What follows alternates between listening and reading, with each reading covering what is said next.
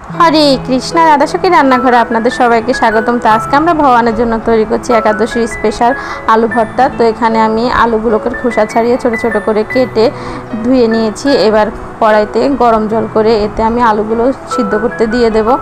তো অনেকে একাদশীতে আলু সিদ্ধ পেয়ে থাকেন, কিন্তু আপনারা যদি এভাবে আলু সিদ্ধ করে ভর্তা বানিয়ে প্রসাদ পান তাহলে দেখবেন অনেক সুস্বাদু হয়।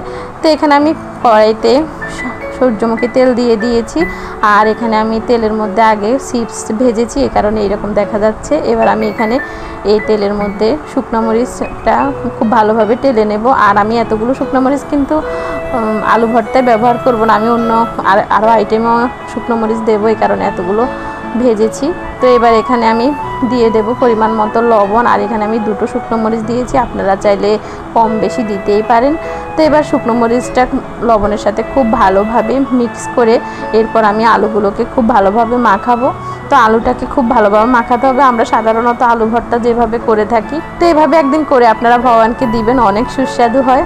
তো এবার আমি এখানে মরিচ ডালা সেই তেল থেকে কিছুটা তেল দিয়ে আবারও আলু ভর্তাটাকে খুব ভালোভাবে মাখাবো। আর এই তেলটা দিলে আলু ভর্তার স্বাদটা কিন্তু অন্যরকম হয়ে যাবে। তো আপনারা হয়তো বা অনেকে আলু ভর্তা করে থাকেন কাঁচামরিচ দিয়ে কিংবা অন্যান্য মশলা দিয়ে, কিন্তু এভাবে আলু ভর্তাটা করবেন, দেখবেন অনেক সুস্বাদু। তো এই যে আলু ভর্তাটা হয়ে গেছে, রেডি হয়ে গেছে একাদশী স্পেশাল আলু ভর্তা। এবার আমি এটি ভগবানকে অর্পণ করেছি আর সবাই মিলে আস্বাদন করেছি। পরম সুস্বাদু কৃষ্ণপ্রসাদ। হরে কৃষ্ণ, ধন্যবাদ।